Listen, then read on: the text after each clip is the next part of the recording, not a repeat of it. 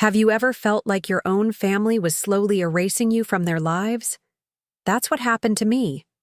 After 68 years in the same house, the house I purchased with my late husband's life insurance money, the house where I raised my children and watched my grandchildren take their first steps, my family decided I was taking up too much space. My reward for decades of sacrifice? A dusty attic bedroom and a family that thought I wouldn't notice what they were doing. They didn't realize that the name on the deed was still mine and the pen signing my estate plan was still in my hand. I'd love to know which corner of the globe you're watching from. And if this story speaks to you, make sure to subscribe. Tomorrow's video is one you absolutely can't miss. The first thing I noticed when I woke up that morning was the unfamiliar ceiling. Instead of the flat white surface I'd stared at for over 40 years, I was looking at sloped wooden beams. For a moment, I felt disoriented. Had I died in my sleep? Was this some strange afterlife? Then, the events of the previous day came rushing back, and the hollow feeling in my chest expanded. My name is Eleanor Wright. I'm 74 years old, and until yesterday, I slept in the master bedroom of the house I've owned since 1979. The house on Maple Street isn't particularly grand, a 4-bedroom colonial in a middle-class neighborhood outside of Portland, Maine. But it's mine. Or at least it was. 6 months ago, my eldest daughter Patricia called with what she described as wonderful news. Her husband Brad had received a job offer in Portland, just 15 minutes from my house. They'd been living in Chicago for the past decade, and I rarely saw my grandchildren except for major holidays. The thought of having them close filled me with joy. "That's wonderful, sweetheart," I said. "Have you started looking at houses yet?" There was a pause on the line. "Actually, Mom, we were hoping to talk to you about something else." That something else turned out to be an arrangement that Patricia presented as beneficial for everyone. The housing market in Portland had become increasingly expensive. Meanwhile, I was rattling around in a house that was far too big for just one person. "We thought," Patricia said, her voice carefully measured, "that we could move in with you. Just temporarily, of course, until we find something suitable." I should have recognized the warning signs then. Patricia had always been calculating, even as a child, but the prospect of having my grandchildren nearby clouded my judgment.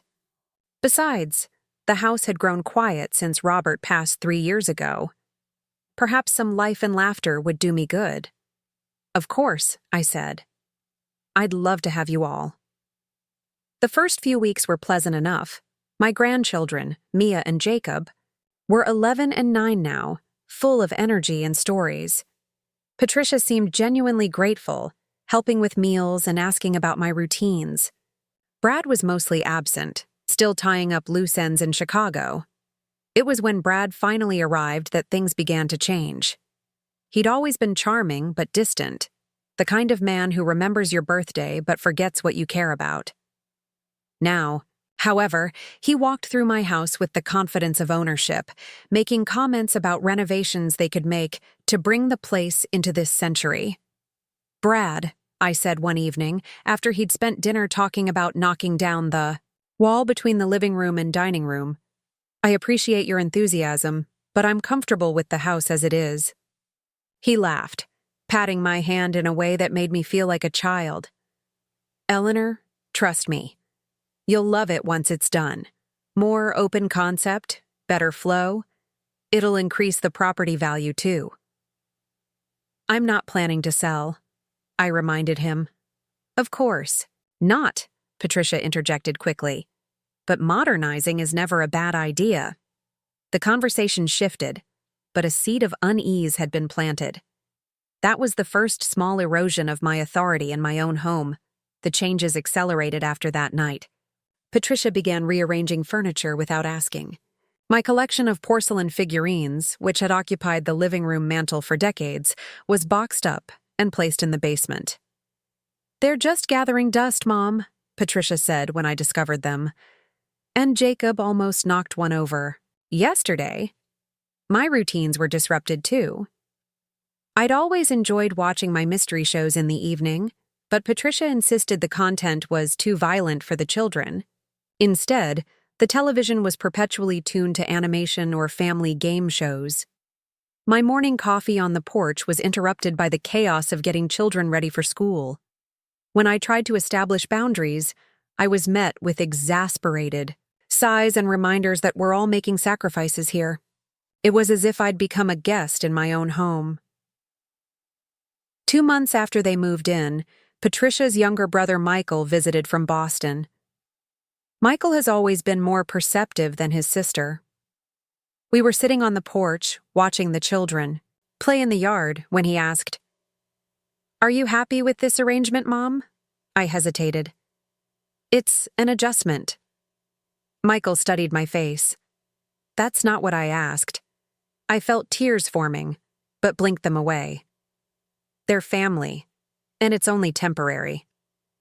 Michael frowned. "Temporary shouldn't mean you're miserable in your own house." He lowered his voice. "You know, you could come stay with me and Jen in Boston for a while. Give yourself some space." The offer was tempting, but I shook my head.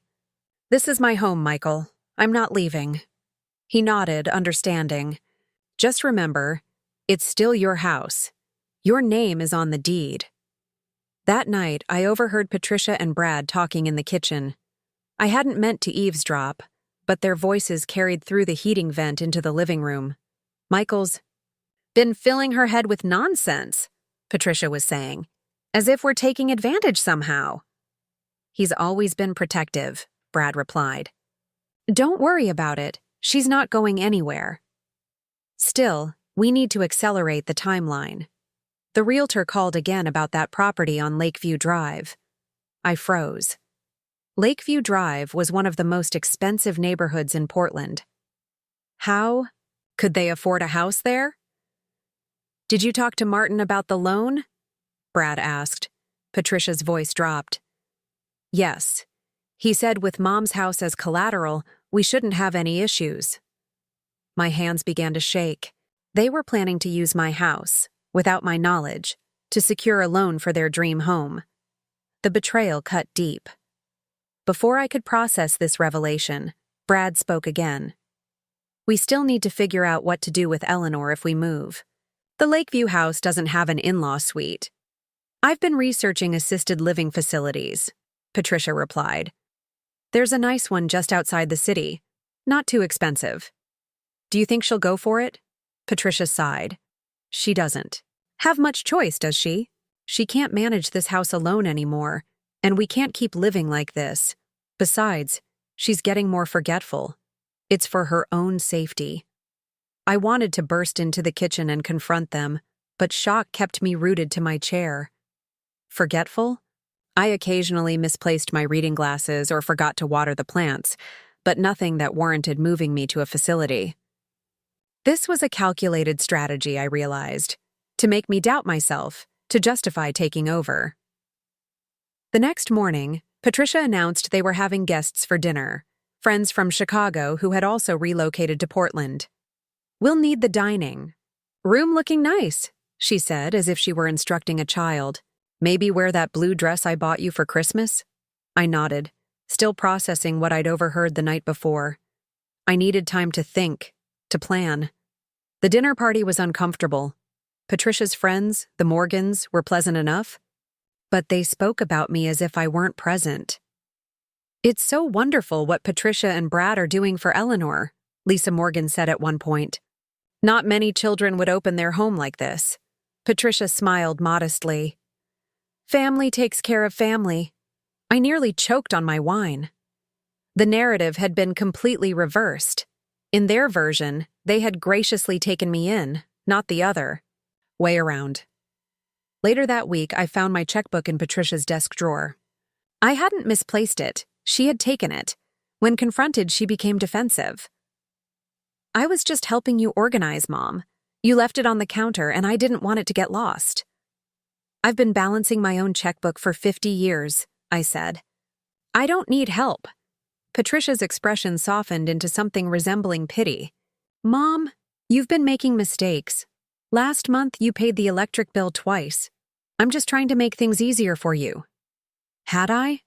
I couldn't remember, and that moment of doubt was all Patricia needed. See? It's little things like this. We're worried about you. The strategy was clear now.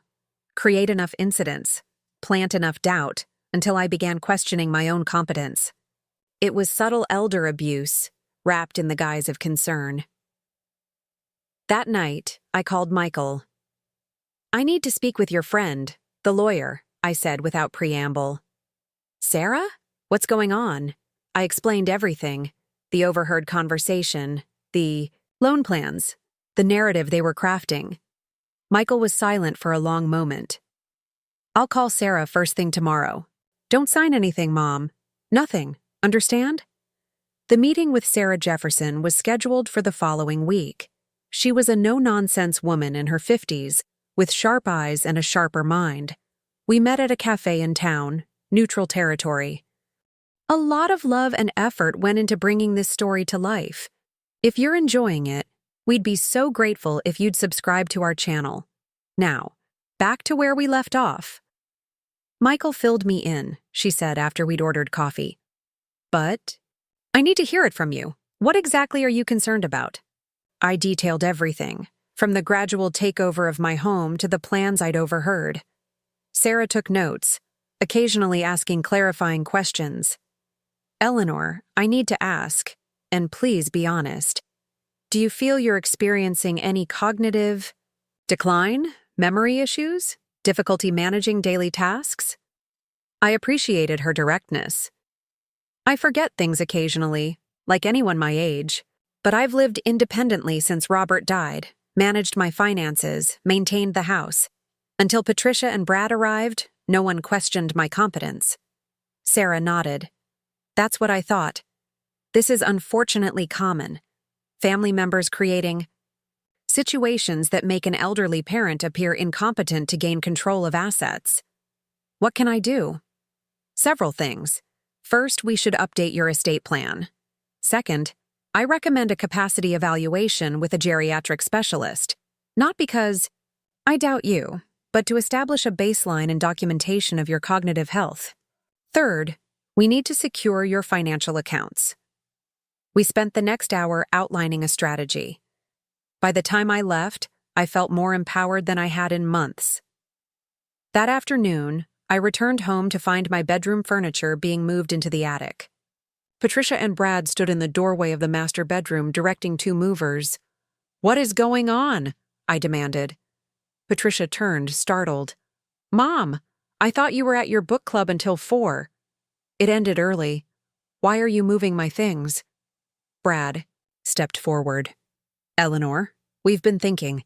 The stairs are getting harder for you, and this room is farthest from the bathroom. The attic has been renovated with its own half bath, and it's much quieter up there." "The attic?" I repeated.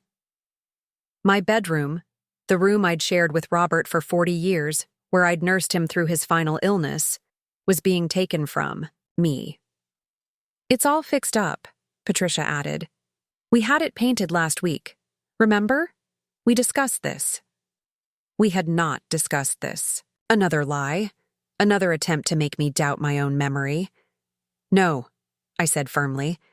"We did not discuss this. Put my furniture back." Patricia's expression hardened.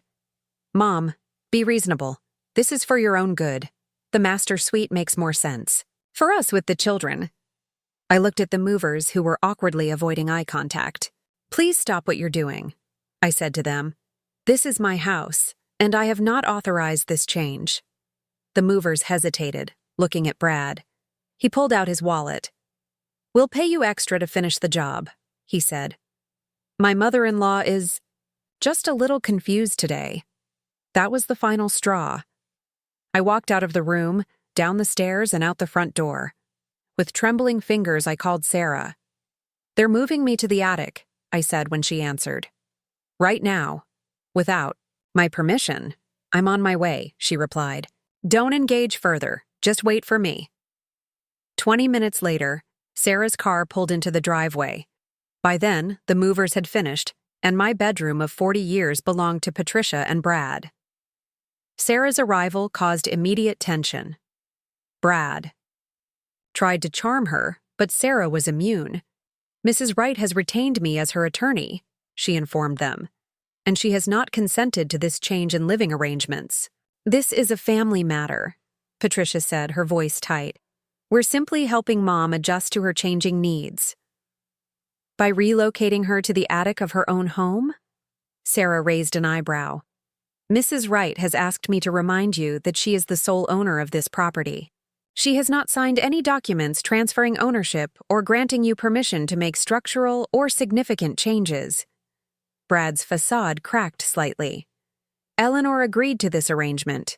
We're all just trying to make it work. My client recalls no such agreement, Sarah replied coolly. Furthermore, she has informed me of your discussions regarding using this property as collateral for a loan without her knowledge. Patricia's face paled. You were eavesdropping? I met her gaze.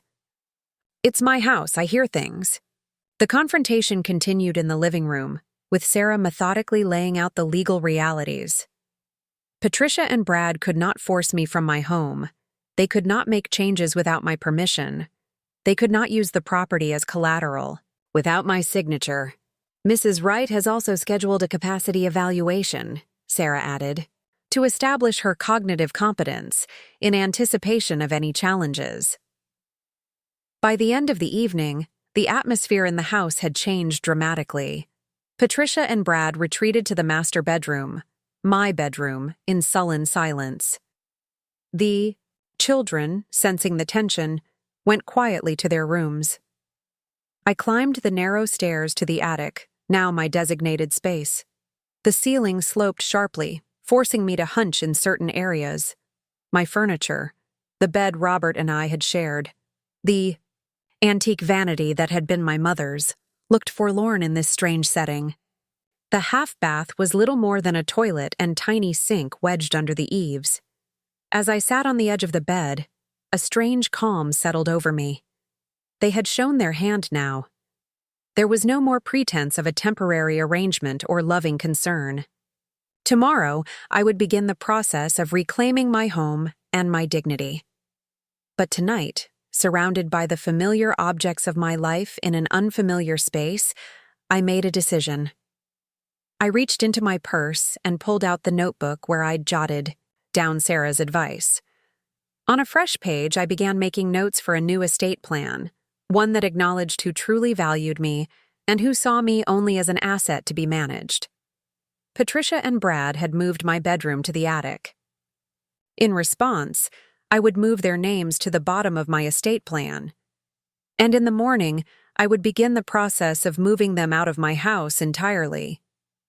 I slept poorly that night, the unfamiliar sounds of the attic, creaking in the wind, rain pattering more loudly on the roof, keeping me awake. By 6 a.m, I'd had enough. I dressed quietly and descended the narrow staircase, careful to avoid the steps that squeaked. The house was silent. Patricia and Brad wouldn't be up for another hour at least. In the kitchen, I made coffee and carried it to the sunroom, a small, glass-enclosed porch that had been my sanctuary for years. The morning light filtered through the potted ferns and orchids I'd cultivated, creating dappled shadows on the worn cushions of my favorite wicker chair. I took out my cell phone, one of the few modern conveniences I'd embraced wholeheartedly, and called Sarah. "It's early," I said when she answered. "I hope I didn't wake you." "I've been up," she replied. "Reviewing your case. How are you holding up?" "I've been better. What's our next step?" Sarah outlined the plan we'd discussed, now with greater urgency. First, the capacity evaluation was scheduled for later that day. A stroke of luck that a cancellation had opened a spot with Dr. Harriet Chen, a respected geriatric psychiatrist. Second, we would meet with my bank to ensure only I had access to my accounts. Third, we would draft a formal notice requiring Patricia and Brad to vacate my property within 30 days. 30 days seems generous, I remarked. It's strategic, Sarah explained. It gives them ample time to find alternative housing, which undermines any claim they might make about hardship. It also demonstrates your reasonableness to the court, should this escalate. By the time I heard movement upstairs, I had finished my coffee and was feeling more centered. I had a plan now. More importantly, I had allies. Patricia appeared in the kitchen doorway, hair perfectly styled despite the early hour. She faltered slightly upon seeing me. "Mom, you're up early." "I've always been an early riser," I replied. "You know that." Flicker of uncertainty crossed her face. Good. Let her wonder what else I knew. "I'm headed out for the day," I announced, rising from the table. "I have appointments." "What appointments?" Patricia's tone was too sharp. "I don't remember you mentioning anything." I smiled. "I don't recall discussing the bedroom arrangements either, yet here we are." She had the grace to look abashed, if only momentarily. "Mom, about that—" "We'll talk later," I cut her off. "I need to get ready." Dr. Chen's office was in a modern medical complex near the hospital. The evaluation was thorough. Memory tests, cognitive assessments, questions about my daily functioning.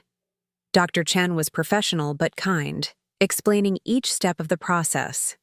"Mrs. Wright, based on my assessment, you show normal cognitive functioning for your age," she concluded.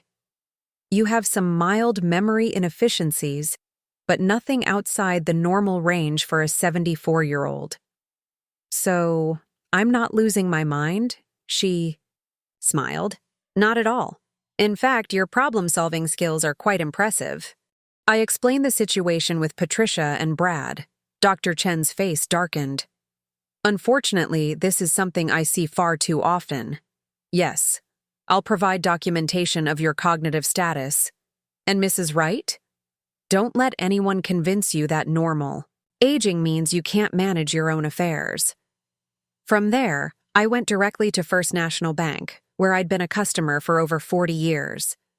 The bank manager, Tom Sullivan, had known Robert and me since we'd opened our first joint account. He was nearing retirement himself and was appalled when I explained what was happening. "We'll change your accounts immediately," he assured me. "New account numbers, new online banking credentials. And I'll flag your profile to require in-person verification for any significant transactions."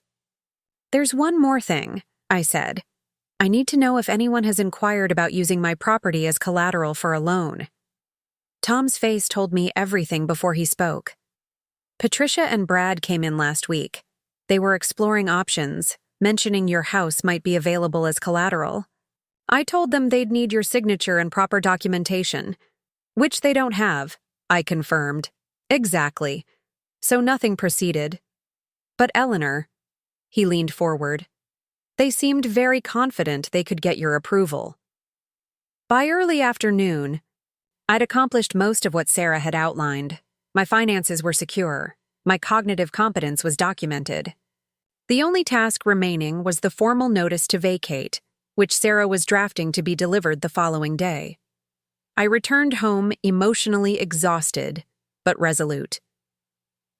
The house was empty. Patricia had texted that she'd taken the children to a museum, and Brad was at work. I climbed the stairs to the attic, intending to rest before the confrontation I knew was coming. On my bed was a gift bag with tissue paper spilling out the top. Inside was a fluffy new bathrobe with a note. "To make your new space cozier. Love, Patricia." The gesture might have seemed thoughtful to an outsider. To me, it was the final insult, a bribe, an attempt to normalize what they'd done. As if a bathrobe could compensate for stealing my bedroom, my authority, my dignity. I placed the robe back in the bag and set it aside. Then I did something I hadn't planned. I began packing a suitcase. When Michael called to check in, I told him my decision. "I'm staying with you and Jen for a few days, just until the formal notice is delivered and the initial storm passes." "Are you sure that's what you want?" he asked. "You said you weren't leaving your house." "It's still my house," I assured him. But right now, it doesn't feel like my home. I need space to think clearly, without Patricia's manipulations clouding everything. Michael arrived 2 hours later.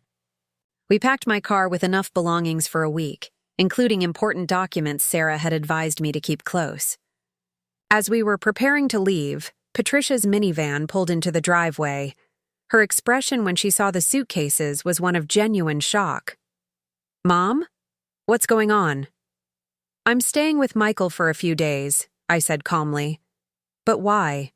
Is this because of the bedroom? We can talk about it." "We will talk," I agreed. "But not right now. Right now, I need some distance." Patricia's shock transformed into something harder. "This is Michael's doing, isn't it? He's always trying to turn you against me." Michael, who had been loading the car, turned around. "This isn't about me, Patricia. It's about how you've treated Mom." "Treated her? We've been taking care of her, making sure she's safe, has company, by moving her to the attic? By planning to use her house as collateral without her knowledge?" Michael's voice was quiet but intense. "By discussing placing her in a facility?" Patricia blanched. "You've been eavesdropping? Going through our things?" "No," I interjected. "I overheard your conversation with Brad, about the loan, about the assisted living facility, about how forgetful I've supposedly become." The children had emerged from the minivan, watching with wide eyes. I softened my tone, unwilling to create more trauma for them. "We'll sort this out, Patricia. But right now, I need some time away." The drive to Boston was quiet. Michael respected my need for silence, for processing. By the time we reached his brownstone in Cambridge, evening was falling. His wife, Jen, welcomed me with a genuine warmth that brought tears to my eyes. "The guest room is all ready," she said, taking my suitcase. "Or we can talk if you prefer." "Whatever you need, Eleanor." What I needed, I realized, was respect. Simple human dignity. The acknowledgement that my life, my home, my decisions were still my own to make. Somehow, Patricia had forgotten that fundamental truth. That night, in the quiet of Michael and Jen's guest room, I took out a notebook and began writing. Not just notes for the estate plan, but a letter to Patricia. A letter explaining how her actions had made me feel, how they had broken the trust between us. A letter I wasn't sure I would ever send, but needed to write nonetheless. In the morning, Sarah called. "The notice is ready," she said. "I can deliver it today, or we can wait. Until you return." "Deliver it," I decided. The sooner this process begins, the better. By noon, Patricia was calling repeatedly. I let the calls go to voicemail. This wasn't a conversation I wanted to have over the phone. When she finally texted, "How could you do this to us? Where are we supposed to go?" I replied simply, "You have 30 days. You'll figure it out, just like you figured out how to move me to the attic." Harsh, perhaps, but necessary. The time for accommodation was over. Michael and Jen gave me space, but made sure I wasn't isolating myself. We had dinner together, played cards in the evening. Their company was a balm, reminding me that not all family relationships had to be battles for control. 3 days into my stay, Sarah called again. "Patricia and Brad have hired an attorney," she reported. "They're challenging the eviction notice, claiming they have an oral agreement with you for long-term residence."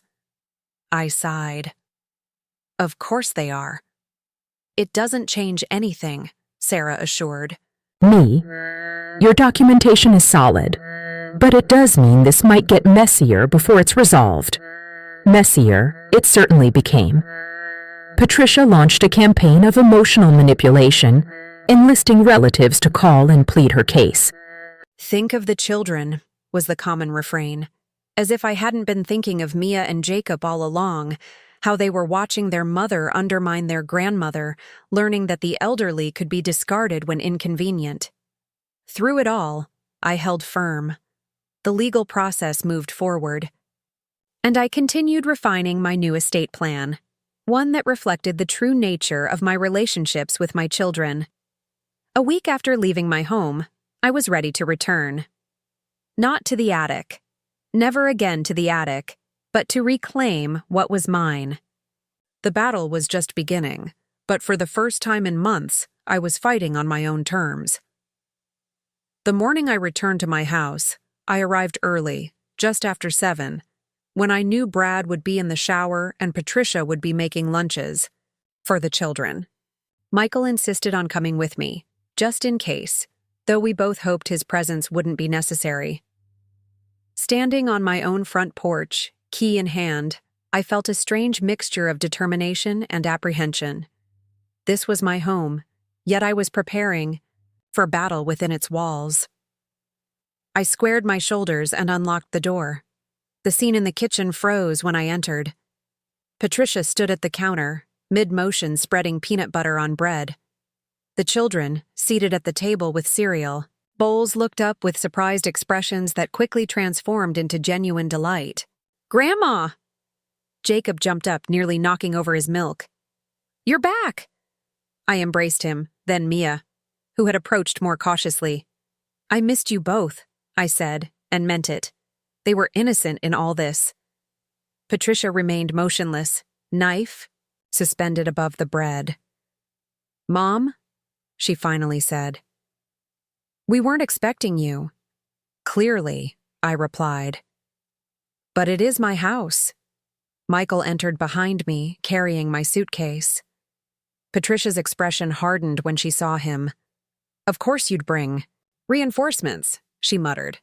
"Kids," Michael said cheerfully, ignoring his sister's comment.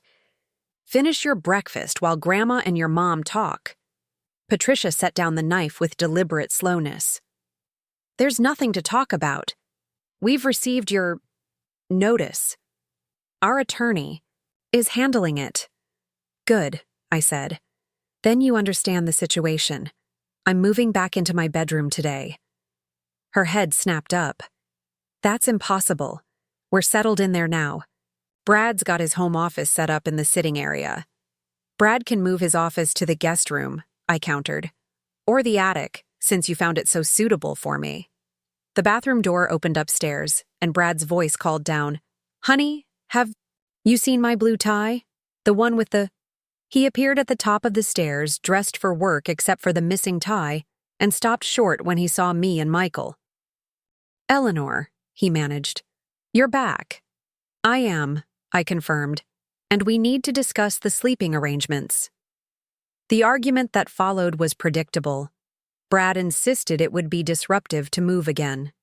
Patricia alternated between cold logic, "It just doesn't make sense, Mom," and emotional appeals, "After everything we've done for you." I remained calm, but unyielding.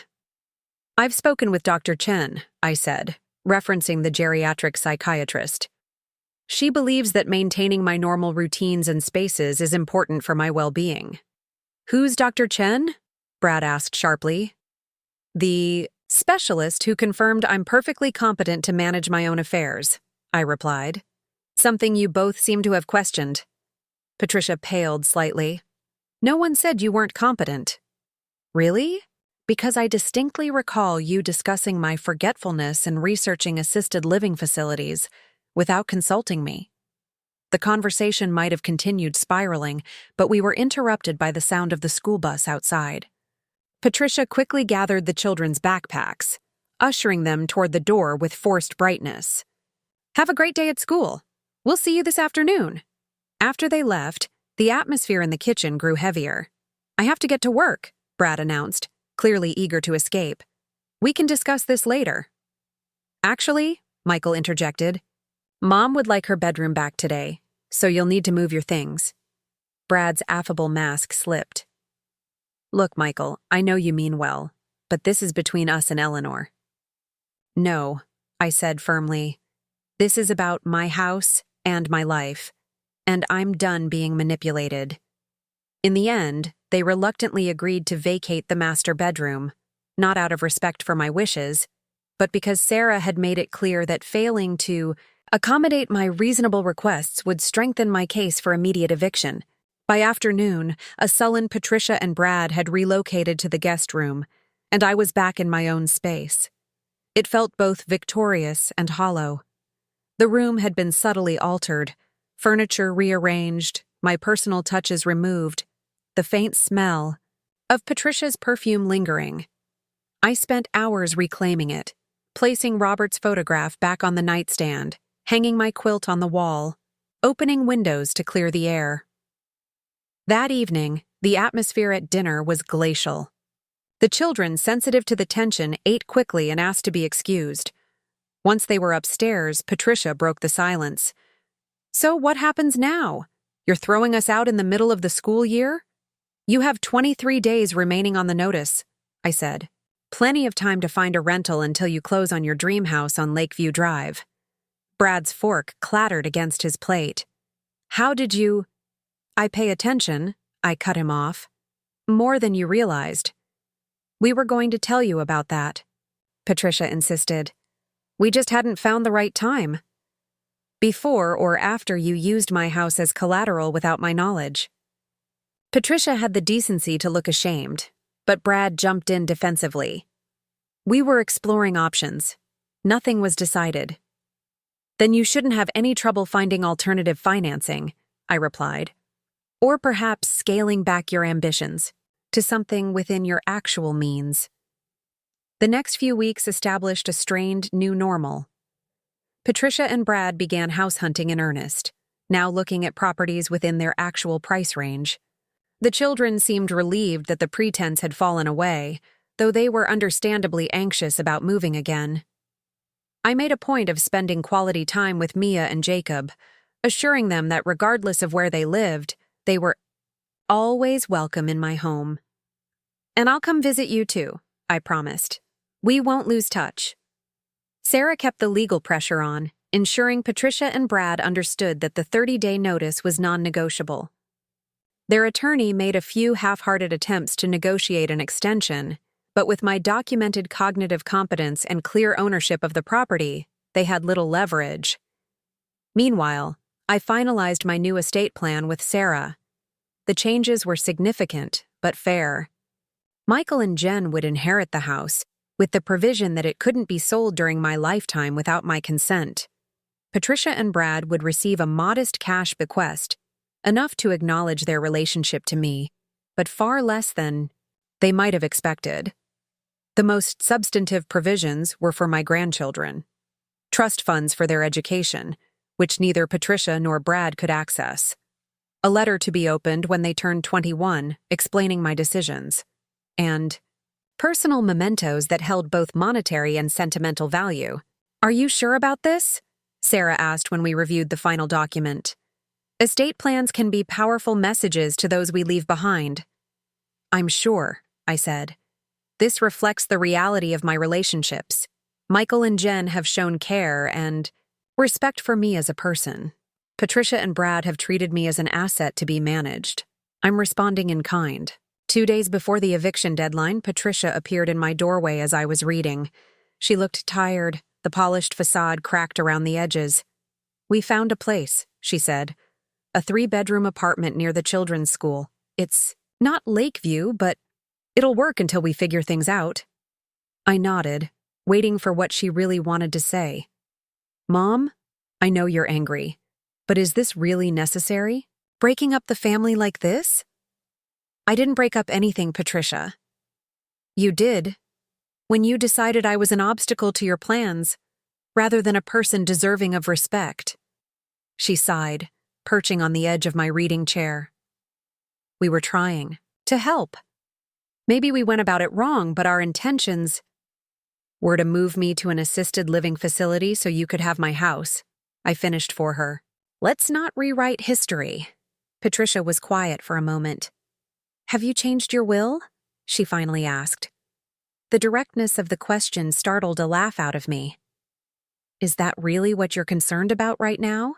Her expression answered before her words. "It's just, we've been counting on my death to solve your financial problems?" I suggested it coldly. Patricia flinched. "That's not fair." "No," I agreed. "It's not fair at all, but it is illuminating." The moving trucks came on day 29. I watched.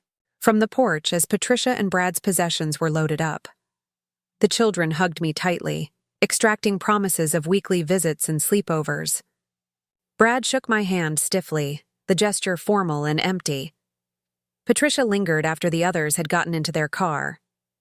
"I never meant for things to turn out this way," she said. "I believe you," I replied. "But intentions aren't enough. Actions matter more." After they drove away, the house felt extraordinarily quiet. I walked through each room, reacquainting myself with my own space. When I reached the attic stairs, I hesitated, then climbed them slowly. The small room under the eaves was empty now, except for the bed and vanity. I stood there for a moment, remembering how it felt to be displaced, to be deemed less important than others' comfort.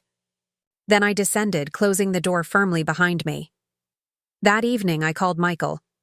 "It's done," I said. "They're gone." "How are you feeling?" he asked.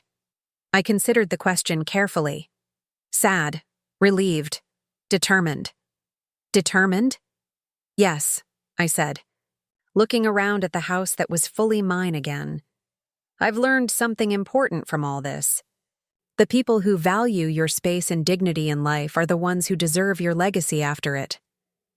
In the quiet of my reclaimed bedroom, I sealed the envelope containing my new estate plan and placed it in my safe.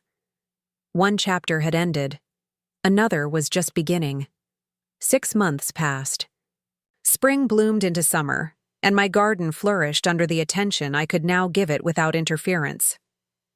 I settled back into the rhythms of my own life: book club on Wednesdays, volunteer work at the library on Thursdays, morning coffee, on the porch whenever weather permitted. True to my promise, I maintained regular contact with Mia and Jacob. Every other weekend, they would stay with me, filling the house with the noise and energy I had missed. During these visits, we baked cookies, worked on craft projects, or simply talked. Without Patricia and Brad hovering, the children seemed to relax, showing me sides of themselves I hadn't seen before. Mia confided her dreams of becoming a marine biologist. Jacob shared his struggles with math, which we tackled together at the kitchen table. Patricia remained distant. She would drop the children off with minimal conversation, her demeanor cool, but civil. I made overtures, invitations to dinner, offers to help with school events, but she declined most, accepting only when the children specifically requested her presence.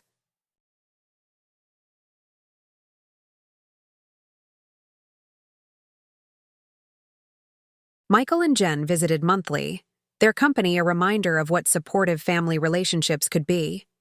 During one such visit in late July, as we sat on the porch watching fireflies emerge at dusk, Michael broached a subject we'd both been avoiding. "Have you told Patricia about the changes to your estate plan?" I sipped my iced tea, considering. "No. It seems unnecessarily provocative at this point. She'll find out eventually," he pointed out. "And knowing Patricia, she'll take it better coming directly from you than discovering it later." He was right. Of course. One of the lessons from the whole ordeal was that avoidance rarely improved difficult situations. The next time Patricia came to collect the children, I asked if she could stay for a cup of coffee. Her surprise was evident, but she agreed with cautious curiosity. Once the children were occupied in the backyard, I led her to the sunroom, where I'd prepared a small tray with coffee and the lemon cookies she'd always favored. "This feels formal," she remarked, accepting a cup. "It is, in a way," I admitted. "There's something we need to discuss." Patricia tensed, setting down her cup untouched. "If this is about more visitation with the kids—" "It's not," I interrupted gently. "It's about my estate plan." The shift in her expression was subtle but unmistakable, a flicker of calculation replacing defensiveness. "I've made changes," I continued, "and I believe you should know about them directly from me rather than being surprised later." I outlined the modifications: Michael and Jen inheriting the house, the trusts for the grandchildren, the reduced bequest for her and Brad. I kept my tone neutral, presenting facts rather than justifications. Patricia listened without interruption, her face progressively hardening. When I finished, she remained silent for several moments. "So this is my punishment," she finally said, "for trying to help you." "No," I countered. "This is the natural consequence of your actions. You and Brad demonstrated clearly what you valued. About me, it wasn't my companionship or my well-being, it was my assets. My estate plan now reflects that reality." "That's not fair." Patricia's voice rose slightly. "We were trying to make things work for everyone." "By moving me to the attic? By discussing assisted living facilities behind my back? By attempting to use my house as collateral without my knowledge?" I shook my head. "Patricia, at some point, you need to take responsibility for your choices." She stood abruptly. "I don't have to listen to this. The kids and I will leave now." "You're welcome to go," I said calmly. "But nothing I've said changes the truth of what happened." And running away doesn't change the consequences. Patricia paused at the doorway. "Did you ever consider that maybe we really were concerned about you? That living alone in this big house might not be safe for someone your age?" "If that had been your genuine concern," I replied, "you would have discussed it with me openly. You would have respected my input. You would have considered options that maintained my dignity." She had no answer for that. After Patricia and the children left, I felt a weight lift from my shoulders. The conversation had been necessary, if painful. No more secrets, no more avoidance. Everything was now in the open, allowing us all to move forward with clarity, even if not with complete reconciliation. The unexpected twist came 3 weeks later. I was weeding my flower beds when a car I didn't recognize pulled into the driveway. A woman in her 60s emerged, her silver hair cut in a stylish bob, her movements brisk and purposeful. "Eleanor Wright?" she called, approaching the garden. Straightened, brushing dirt from my gloves. "Yes?" She extended her hand. "Diane Holloway. I believe our daughters have made some similar mistakes." Over iced tea on the porch, Diane shared her story. Her daughter and son-in-law had gradually taken over her condo in Florida, relegating her to what had been the guest room, making decisions about her finances for her own good, discussing assisted living options as if she weren't in the room. "It's like they have a playbook," she remarked with dry humor. "Step 1, express concern. Step 2, undermine confidence. Step 3, assume control." "How did you find me?" I asked, fascinated by the parallels in our experiences. "Your attorney, Sarah Jefferson. I was looking for legal advice, and a friend recommended her. When I described my situation, she mentioned she'd recently handled a similar case. Said I might benefit from talking with her client if you were willing." I made a mental note to, "Thanks, Sarah, for the introduction." "What did you do about your situation?" Diane's smile was sharp. "I sold the condo, bought a smaller place they didn't have keys to, and took a Mediterranean cruise with some of the proceeds. Now I'm considering relocating permanently." "To where?" "That's partly why I'm here," she said. "Portland seems nice, and I could use a friend who understands what I've been through." Our conversation extended into dinner. By the time Diane left, we had plans to meet the following week to explore rental properties in my neighborhood. There was something liberating about her company. No shared history to navigate, no familial expectations to manage. Just the straightforward connection of two women who had faced similar challenges. Over the next few months, Diane became a fixture in my life. She found an apartment 3 blocks from my house, joined my book club, and introduced me to her passion for community theater. We were not replacing our families, but creating something adjacent to them, a friendship based on mutual respect and understanding. Patricia noticed, of course. During one of the children's weekend visits, she commented on the theater playbill on my coffee table. "You're going to shows now?" "Diane and I have season tickets," I confirmed. She was in community theater for years in Florida. She has a wonderful eye for production values. Diane, Patricia repeated, a question in her tone. Diane Holloway. A new friend. I didn't elaborate further, but Patricia's expression suggested she was connecting dots. Is she like you? I mean, does she have family issues? I met my daughter's gaze steadily. Many people our age have had to establish boundaries with well-meaning children who forget we're adults with agency. The statement hung between us, neither accusation nor absolution. Simply fact.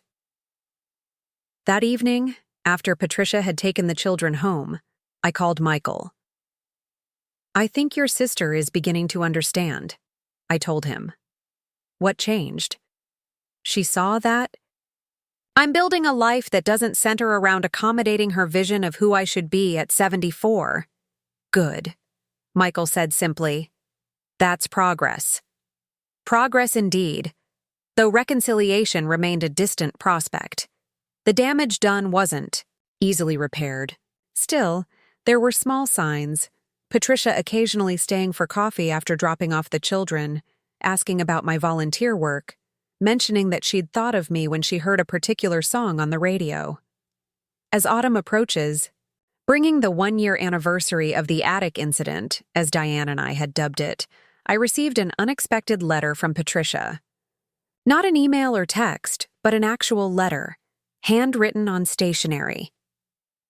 Mom, I've been thinking a lot about last year, about the things we did, the justifications we made, the hurt we caused. I won't pretend we were right. We weren't. We convinced ourselves we were acting in your best interest, but we were really acting in ours. I understand why you changed your estate plan. I don't like it, but I understand it. Actions have consequences, and we've earned these. I'm not asking you to change anything back. I'm just asking if we can try to rebuild some kind of relationship that isn't defined by this conflict. For the kids, yes, but also for us. With regret and hope, Patricia, I read the letter 3 times, searching for the manipulation between the lines, the hidden agenda. But for once, I found none. Just a simple acknowledgement of wrongdoing and a tentative olive branch. It wasn't forgiveness, not yet. But it was a beginning. A recognition that relationships, like estate plans, could be revised when circumstances changed. That boundaries, once established and respected, could create the foundation for something new to grow. I picked up the phone and dialed Patricia's number. When she answered, I said simply, I got your letter. Would you and the children like to come for dinner this Sunday? Diane will be here. I think you might find you have some things in common. The path forward wouldn't be smooth or straight. There would be missteps and old patterns to overcome. But as I hung up the phone, I felt something I hadn't expected. Not just the satisfaction of having defended my boundaries, but the possibility that doing so had created space for more honest connections to form. They had moved my bedroom to the attic, and I had moved their names to the bottom of my estate plan. But perhaps we could all move forward from there, wiser for the journey. The Sunday dinner with Patricia and the children marked a tentative new beginning. Diane proved to be an unexpected buffer, her outsider perspective and similar experiences creating a bridge that neither Patricia nor I could have built alone. Your mother was the talk of Sarah Jefferson's office, you know, Diane told Patricia as we served dessert. Standing her ground like that. Most people in our situation just capitulate. Patricia shifted uncomfortably. I imagine I didn't come off well in those stories. Not particularly, Diane agreed with refreshing bluntness. But the fact that you're here now, trying to make amends? That's not something many adult children do. Trust me, I've met plenty at our elder rights support group. There's a support group? Patricia asked, seemingly unsure whether to be horrified or intrigued. Started it myself, Diane said, serving herself a generous slice of apple pie. After meeting Eleanor and realizing how common our experiences were, we meet Tuesdays at the community center, Eleanor's our vice president. That was news to me. I am. Diane winked. You are now. We need someone who can speak with an attorney.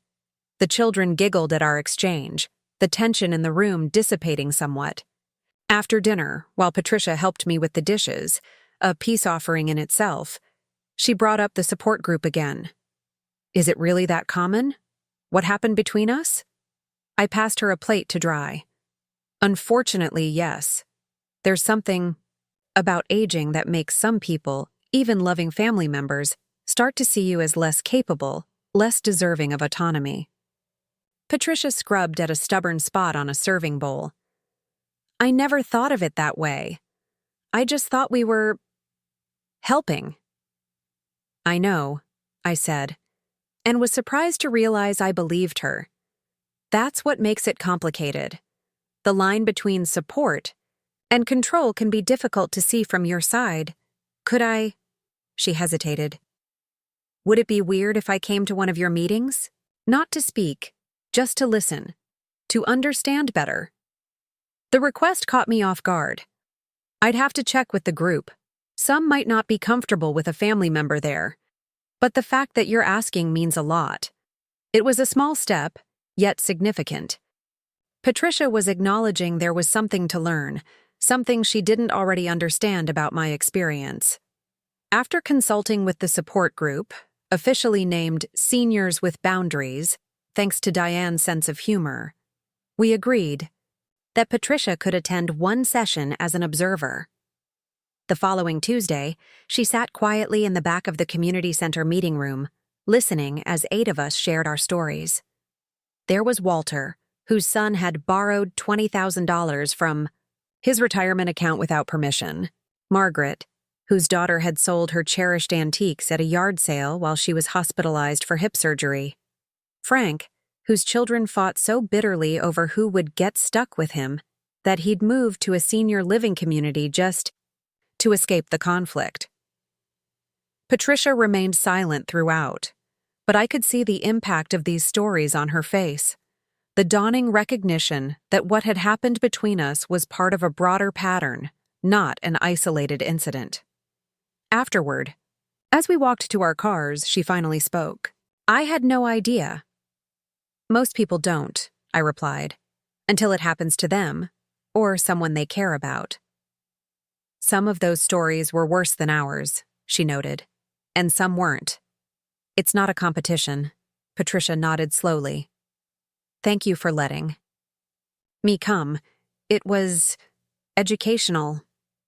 Are you still in touch with Brad's parents? I asked a question that had been on my mind for months. She looked startled by the change of subject. His mom, yes. His dad passed away 3 years ago. How often do you visit her? Understanding dawned in her eyes. Point taken. The conversation marked another step in our cautious reconciliation. Patricia began calling more regularly, not just about the children's visits, but to check in, to share news from her life, to ask my advice on matters where my experience might be valuable. She invited me to Jacob's baseball games and Mia's science fair. Small gestures, accumulating slowly. Brad remained distant, civil but cool when our paths crossed. I made no special effort to win him over, focusing instead on rebuilding my relationship with my daughter and grandchildren. Some wounds, I had learned, needed time before they could even begin to heal. As winter settled over Portland, bringing early dusk and frost-covered mornings, my thoughts turned increasingly to the future. The confrontation with Patricia had forced me to confront my own mortality in ways I had previously avoided. I was 75 now, still healthy and active, but no longer able to pretend that time was unlimited. Diane and I spent many evenings discussing our plans over glasses of wine by my fireplace. She had already arranged for her modest estate to go to a nephew who had stood by her through her own family conflicts. I had my updated will, with provisions for Michael, the grandchildren, and yes, still Patricia, though in a reduced capacity. But what about the day-to-day? Diane asked one snowy January evening. If something happens to either of us, who makes the decisions? Who advocates if we can't advocate for ourselves? It was a critical question, one highlighted by several stories. From our support group: advance directives, power of attorney, healthcare proxies, all the legal instruments that could protect our autonomy even if our capacity diminished. I've been thinking about that, I admitted. Michael would be the obvious choice for me, but he lives in Boston. If there were an emergency— Diane set down her wine glass decisively. We should be each other's backup. I'll be your healthcare proxy if you'll be mine. We agree on most things that matter. The suggestion made immediate sense. We shared similar values about end-of-life care, had already exchanged house keys and emergency contacts. There was a clarity to our friendship that family relationships often lacked. We had chosen each other, with no obligation beyond mutual respect. When I mentioned this plan to Michael during his next visit, he looked relieved. That's actually perfect. I've been worried about being so far away if you needed immediate decisions made. You'll still be my power of attorney for financial matters, I assured him. This is just for healthcare decisions if I'm incapacitated. Have you told Patricia? I shook my head. Not yet. I'm still figuring out how to explain it without her taking it as another judgment. Michael considered this. Maybe present it as a practical solution, not a personal choice. Diane is local. She knows your wishes. She has no emotional complications in carrying them out. It was sound advice. When I finally broached the subject with Patricia during one of her increasingly frequent visits, I framed it exactly that way. It's about proximity and practicality, I explained. Diane lives 3 blocks away. In an emergency, she can be at the hospital in minutes. Patricia was quiet for a moment. I live 20 minutes away, she pointed out. Not in another state. You also have children to consider, a job with demands on your time. And, I added gently, we're still rebuilding trust? To my surprise, Patricia nodded. I understand. Really, I do. And it's probably better this way. Cleaner. No conflicts of interest. The absence of argument was another sign of how far we'd come. Patricia was learning to respect my decisions without taking them as personal affronts. I was learning to communicate my needs without expecting resistance. Spring arrived, bringing with it an unexpected opportunity. The director of the community center, impressed by the impact of our support group, asked if we would consider expanding our advocacy work. There's grant money available for senior outreach programs, she explained. Educational workshops, legal clinics, that sort of thing. Diane immediately volunteered me to write the grant proposal. Eleanor has a way with words, she insisted. And she knows the legal angles better than anyone. The project energized me in ways I hadn't anticipated. Drawing on my experiences, Sarah's expertise, and stories from our support group, I crafted a proposal for a comprehensive program called Aging with Dignity. The community center would host monthly workshops covering legal protections, financial planning, healthcare advocacy, and family communication strategies. Sarah agreed to provide pro bono consultations. Several local doctors committed to educational presentations. Working on the proposal reconnected me with parts of myself I had nearly forgotten, the woman who had managed a small accounting firm. Before retirement, who had served on the PTA and the library board, who had organized fundraising campaigns for the Historical Society. I had skills and knowledge that extended far beyond my role as mother and grandmother. When the grant was approved in April, the community center threw a small celebration. To my astonishment, Patricia attended, bringing a bouquet of spring flowers. I'm proud of you, Mom, she said, the words clearly difficult for her. This is going to help a lot of people. Thank you for coming, I replied, equally moved. It means a lot. As we stood together, surrounded by well-wishers, I reflected on the journey of the past 18 months, from the indignity of the attic to the triumph of reclaiming my home. From the betrayal of Patricia and Brad to the beginning of a new, more honest relationship with my daughter. From the isolation of conflict to the community I'd found through Diane and our support group. The following weekend, Patricia called with an unexpected request. "Mom, would you consider having dinner at our apartment? The kids are dying to show you their rooms, and She paused. "I think it would be good for all of us. It would be my first visit to their new home.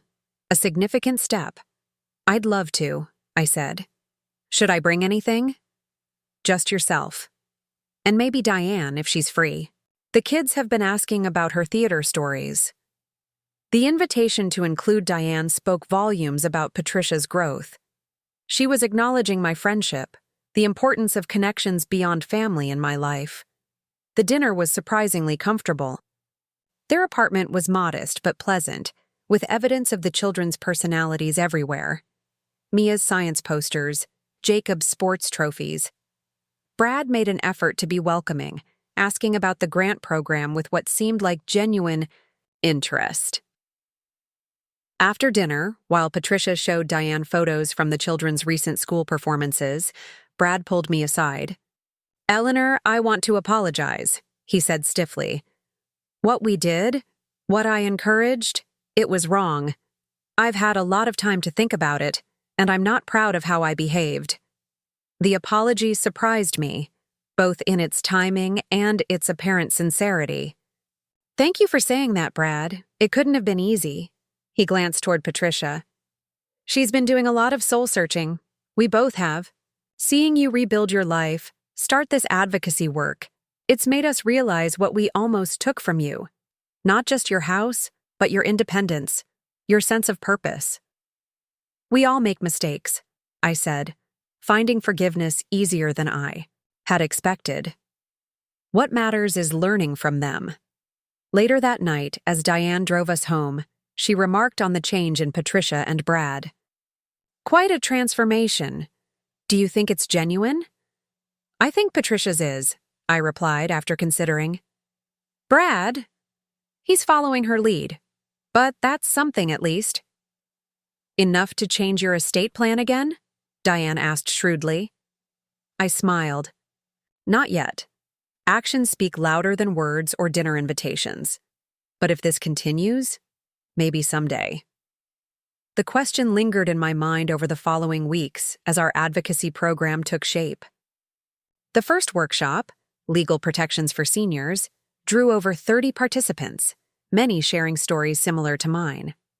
Sarah fielded questions for 2 hours, staying long after the scheduled end time to provide individual guidance. As I watched, these strangers supporting each other, exchanging contact information, forming connections, I felt a deep satisfaction. My painful experience had transformed into something that could help others. The attack on my dignity had become a defense of dignity for many. That evening, I called Michael to share the success of the workshop. "We're already planning the next one. Financial independence for seniors. The waiting list is growing." "You sound happy, Mom," he observed. "Happier than I've heard you in years." "I am," I realized. Oddly enough, I might have Patricia and Brad to thank for that. If they hadn't tried to move me to the attic, none of this would have happened. Michael laughed. "Talk about unintended consequences." "Life rarely follows the paths we expect," I agreed. "Sometimes the detours teach us more than the main road ever could." After we hung up, I opened the safe where I kept my will and other important documents. The estate plan remained unchanged. Michael and Jen inheriting the house, trusts for the grandchildren, the modest bequest for Patricia and Brad. But now I added a codicil, a small amendment naming the Aging with Dignity program as a beneficiary as well. They had moved my bedroom to the attic, and I had moved their names to the bottom of my estate plan. But in doing so, I had discovered a new purpose, formed new friendships, and perhaps, just perhaps, laid the groundwork for a healthier family relationship going forward. Not despite the conflict, but because of it. Sometimes, I reflected as I sealed the envelope, losing what you thought mattered can lead you to what truly does. 2 years after the attic incident, my life had transformed in ways I never could have anticipated. The Aging with Dignity program had expanded beyond Portland to 3 other main communities, each with its own support group and educational workshops. I found myself traveling to speaking engagements at senior centers and community colleges, sharing my experience and the legal safeguards I'd learned about through Sarah. The advocacy work had given me an unexpected second career at 76. Local newspapers had run features on our program. A state senator had consulted with us on legislation strengthening protections for elder financial abuse. Most gratifying of all were the dozens of seniors who approached me after workshops to say, "Your story gave me courage to speak up." One crisp October afternoon, as I returned home from a presentation at the Bangor Senior Center, I found a familiar car in my driveway. Patricia sat on the porch steps, waiting. We had maintained our cautious rebuilding over the past year, with regular family dinners and improved communication, but unscheduled visits were still rare. "Is everything all right?" I asked, approaching with concern. "The children?" "Everything's fine," she assured me quickly. She hesitated, uncharacteristically, uncertain. "I wanted to talk to you about something important." I unlocked the front door, leading her inside. "Tea? That would be nice." In the kitchen, she sat at the table while I prepared Earl Grey, her favorite since childhood. The domestic routine gave us both time to settle. "I saw you on TV this morning," Patricia said as I set the teapot between us. "Channel 8, talking about the new bill." I nodded. The local station had interviewed me about the Elder Financial Protection Act, which our advocacy group had helped draft. "Just a short segment. You were good, clear, passionate. I was proud to say, 'That's my mother.'" Patricia stirred her tea thoughtfully. "Which is ironic, considering I was exactly the kind of person you were warning about." The candid self-assessment surprised me. "You've changed since then." "I've tried to," she agreed. "But that's actually why I'm here. Brad's been offered a job in Chicago. His old firm wants him back, better position, significant raise." My heart sank. After all the progress we'd made, they would be moving away again. The children, now 13 and 11, would once more be distant presences in my life. "I see," I said, working to keep disappointment from my voice. "When would you leave?" Patricia set down her teacup. "That's what I wanted to discuss with you. I'm not sure we're going." Now she had my full attention. "But it sounds like a good opportunity for Brad." "Professionally, yes, but there are other considerations." She leaned forward. "Mom, the kids adore you. They've thrived having you in their lives regularly. And honestly, I've come to value our relationship in a way I didn't before." "I appreciate that," I said cautiously. "But I'd never want you to sacrifice Brad's career for me. We can visit, use video calls." "It's not just about staying close to you," Patricia interrupted. "It's about what I've learned from you these past 2 years, about standing up for yourself, creating meaningful work, building community." She took a deep breath. "I've enrolled in a master's program in social work, specializing in gerontology. Part-time, evenings. I want to do what you're doing. Advocacy for seniors, educational outreach. There's nothing like that in Chicago, but here, I could potentially join what you've already built." The revelation stunned me. "When did you decide this?" "I've been thinking about it for months, ever since I started volunteering at your workshops. The job offer just forced the decision timeline." She smiled wryly. "Brad's not thrilled, but he's coming around. He can find work here. Maybe not as prestigious, but—" "You've changed," I observed, seeing my daughter with new eyes. "Because of you," she replied simply. "Watching you rebuild your life, create something meaningful from something painful, it's been inspiring and humbling, considering my role in causing that pain." The conversation marked a turning point, not just in our relationship, but in my perception of the entire attic incident. What had begun as a violation had catalyzed growth for both of us. My discovery of advocacy work and new purpose. Patricia's revelation of her own professional interests and values. When Diane joined us for dinner that evening, Patricia shared her decision and career plans.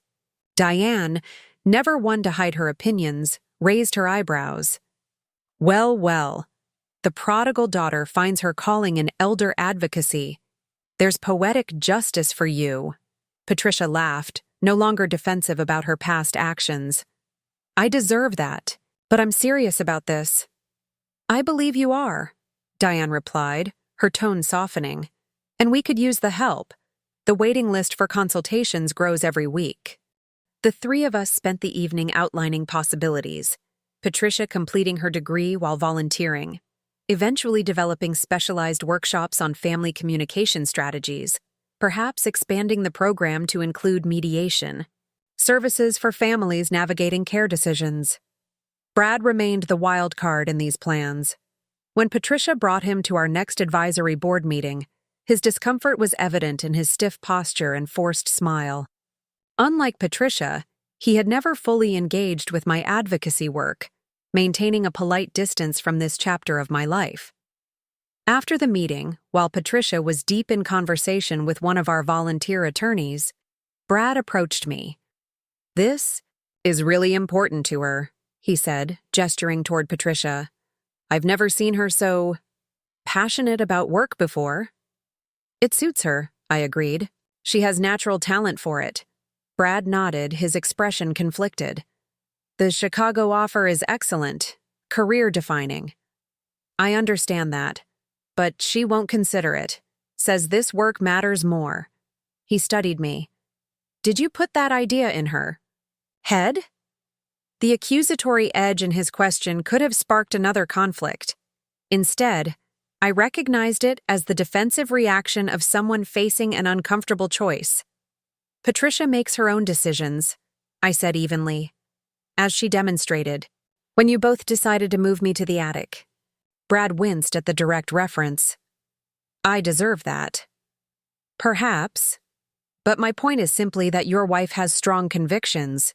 If she's choosing this path, it's because she believes in it, not because I've influenced her." He was quiet for a moment. "I owe you an apology. A real one, not the half-hearted version I gave before." "I'm listening." Brad took a deep breath. "What we did was wrong. Not just moving you to the attic, but everything leading up to it. Treating your house as an asset we could exploit. Discussing your future as if you weren't a person with agency and feelings. I was focused on what would benefit us, not what was right." The apology held an authenticity his previous attempts had lacked. "Thank you, Brad. That means a lot. I'm still getting used to this new direction for Patricia," he admitted. "But I've seen how fulfilling she finds it. And after what we put you through, maybe there's something fitting about her dedicating herself to preventing similar situations for others." By Christmas, decisions had been made. Brad declined the Chicago position, instead accepting a less prestigious but still respectable offer with a Portland firm. Patricia continued her master's program, now with full support from her husband. The children thrived in the stability of remaining in schools they'd come to love, with friends and activities firmly established. On Christmas Eve, the family gathered at my house, Patricia, Brad, and the children, Michael and Jen, visiting from Boston, Diane and her nephew James, who had flown in from Seattle. The house hummed with conversation and laughter. The tensions of previous years faded to a cautionary tale we could now reference without reopening. The wounds. After dinner, as we gathered in the living room for dessert, Brad surprised everyone by raising his glass in a toast. "To Eleanor," he said, "who taught us all some valuable lessons about dignity, perseverance, and turning adversity into purpose." The acknowledgement, offered freely and publicly, closed a chapter. Later, as guests departed and Michael helped me with the dishes, he broached a subject we hadn't discussed in some time. "Have you considered updating your estate plan again?" he asked quietly. "Given how things have evolved with Patricia and Brad?" I handed him a serving platter to dry. "I've been thinking about it. What's your feeling?" Michael set down the dish. towel, giving the question his full attention. A year ago, I might have advised against it. Now, he shrugged. They seem genuinely changed, especially Patricia. I think so too, I agreed. But I'm not rushing into anything. Trust, once broken, takes time to fully restore. Whatever you decide, I'll support it, Michael assured me. Just know that I'm not concerned about my share anymore. If you want to rebalance things, I'm comfortable with that. His generosity touched me. Thank you. I'll speak with Sarah after the holidays. When I met with Sarah in early January, she reviewed my current estate plan with professional thoroughness. The provisions for your grandchildren remain solid, she noted. And the donation to the advocacy program is a wonderful legacy. The question is whether you want to adjust the allocations between Michael and Patricia. I've been considering a more equal distribution, I acknowledged. Not identical, I still want Michael to have the house as originally planned, but perhaps increasing Patricia's portion of the financial assets, Sarah made notes. That seems reasonable, given the developments in your relationship, and legally, straightforward to implement. There's one other change I'd like to discuss, I added, regarding end-of-life decisions and healthcare proxies. Currently, Diane remains my primary healthcare proxy, with Michael as backup. I explained my thoughts on adding Patricia as a tertiary option, not replacing either of them, but including her in the chain of decision-makers if circumstances warranted. It's more symbolic than practical, I admitted, given Diane's proximity and Michael's established role. But I think it would mean something to Patricia, an acknowledgement of the trust we're rebuilding. Sarah considered this. From a legal perspective, having 3 designated proxies in clear priority order is perfectly viable. From a personal perspective, do you trust Patricia to honor your wishes, even if they conflict with her own feelings? It was the essential question. 2 years ago, the answer would have been an unequivocal no. Now, after witnessing Patricia's growth, her commitment to elder advocacy, her willingness to prioritize our relationship over Brad's career advancement, the answer had evolved. I believe I do, I said finally. She's earned that much. The updated documents were signed the following week. I decided not to immediately inform Patricia of the changes, preferring to let our relationship continue its natural progression without the complication of financial considerations. Spring brought a new dimension to our work when the State University approached us about developing a certificate program in elder advocacy, combining legal education, social work principles, and practical training. I was invited to help design the curriculum and potentially teach occasional guest lectures. Patricia, with her social work background, would be perfectly positioned to enroll once she completed her master's degree. The program represented an institutional recognition of what we had built from the painful seeds of the attic incident, a structured approach to preventing elder abuse and empowering seniors to maintain control of their lives and decisions. During one planning session at the university, the Dean of Social Work asked about the origins of my advocacy. What inspired you to start this work? Was there a particular moment that motivated you? I considered how to respond. The full story of Patricia and Brad's actions, my eviction notice, the legal confrontation. It felt too personal, too complex for a casual explanation. Let's just say I experienced firsthand how easily seniors can be marginalized, even by well-meaning family members, I replied. I was fortunate to have resources and support to protect my autonomy. Many aren't so lucky. The dean nodded. That's precisely why programs like yours are so essential. You're creating a model that can be replicated across the country. Later that evening, reflecting on the conversation, I realized how completely my narrative had transformed. What had begun as a personal violation, they moved my bedroom to the attic, had evolved into a mission that might eventually help thousands of seniors maintain their dignity and independence. The following weekend, during a family dinner, Patricia pulled me aside. I heard about the university certificate program. That's incredible, Mom. It's still in development, I cautioned. But yes, it's an exciting step. When I think about how this all started, she shook her head. If you had told me 2 years ago that our conflict would lead to something like this, I would never have believed it. Life rarely follows a straight path, I observed. Sometimes the detours become the destination. Patricia squeezed my hand. I'm so sorry for the pain we caused, but I'm grateful for what's grown from it. In that moment of genuine connection, I decided to share the changes to my estate plan, not as a reward for good behavior, but as acknowledgement of our evolving relationship. I've updated my will, I told her quietly, and my advance directives. You're now included as a healthcare proxy after Diane and Michael, and your portion of the estate has been increased. Patricia's eyes widened. Mom, you didn't have to. No, I didn't have to. I interrupted gently. I chose to, because relationships change. People grow. The decisions we make should reflect that reality. Tears filled her eyes. Thank you for giving me a second chance, for showing me a better way to be. Thank you for earning it, I replied simply. As we rejoined the others, I caught Diane's knowing smile across the table. She raised her glass slightly in a private toast, acknowledging the journey we had navigated together. They had moved my bedroom to the attic, and I had moved their names to the bottom of my estate plan. But the story hadn't ended there, as I once thought it might. Instead, it had evolved into something richer and more complex. A testament to resilience, to the possibility of growth after betrayal, to the unexpected ways that standing our ground can transform not just our own lives, but the lives of others.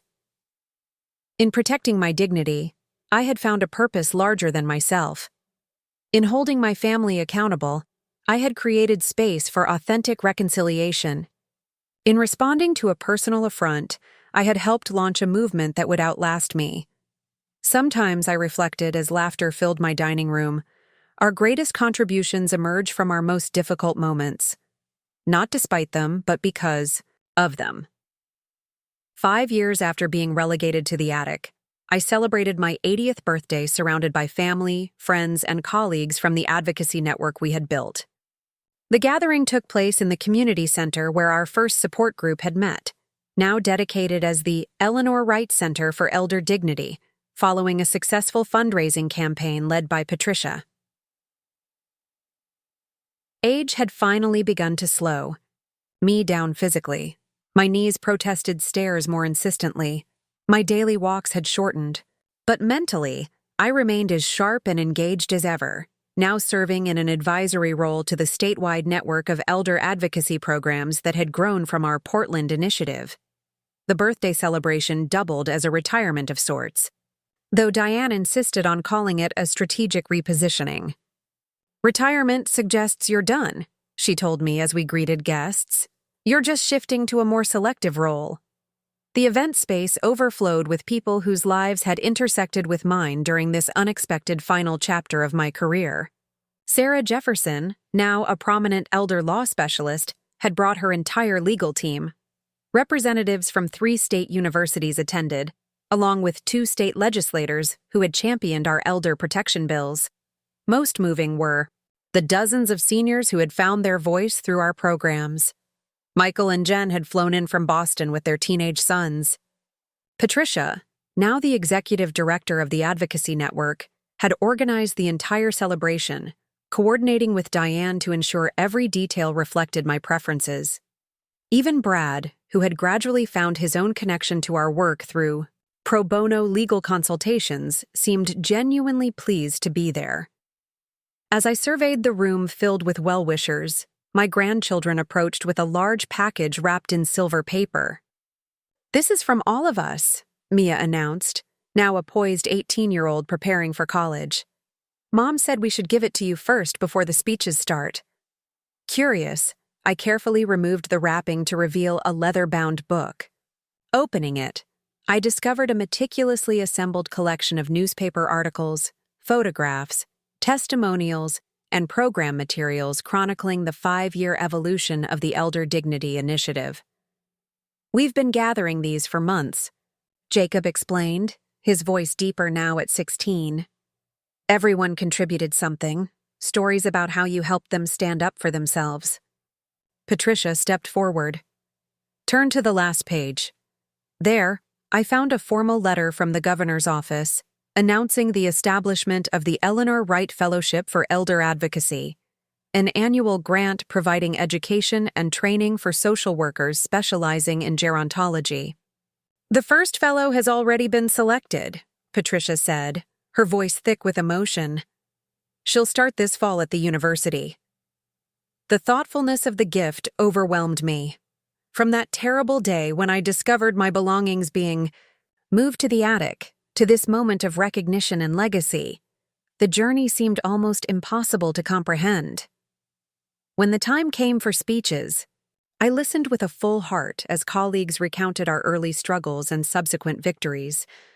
Michael spoke eloquently about watching his mother discover a new purpose. Diane, ever irreverent, had everyone laughing with stories of our more outlandish advocacy tactics. Then Patricia approached the microphone. The room quieted. "Most of you know that my mother's advocacy journey began because of a family conflict," she began, her voice steady. "What many of you don't know is that I was on the wrong side of that conflict."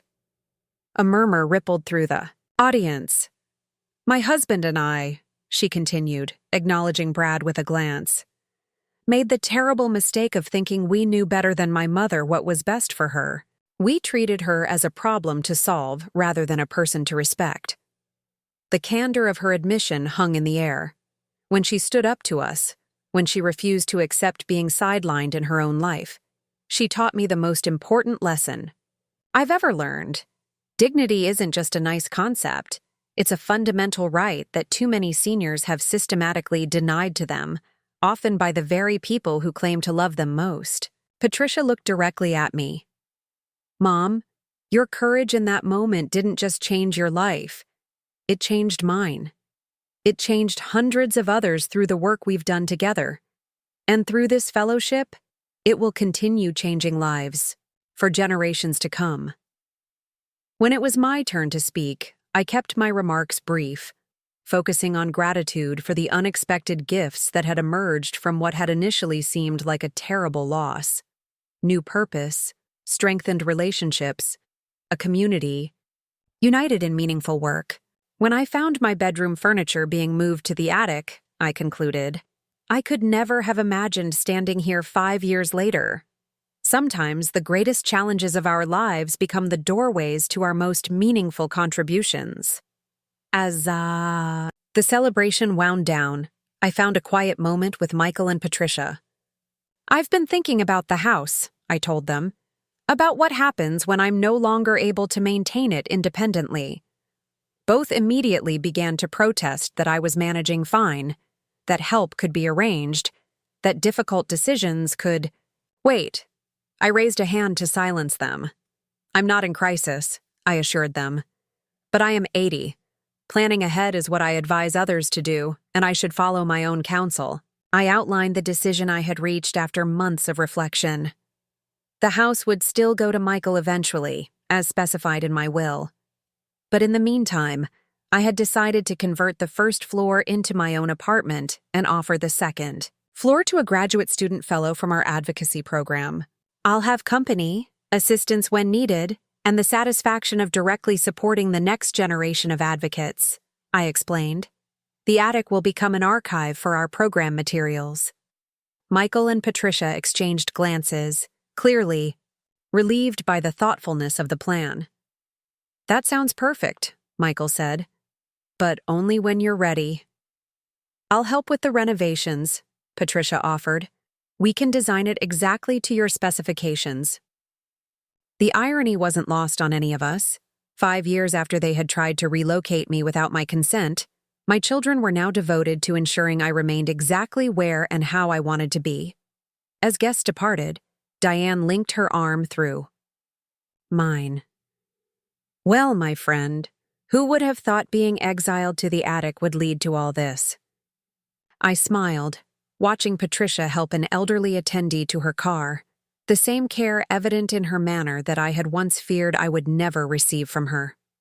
Life's most valuable lessons often come disguised as its most painful moments, I observed.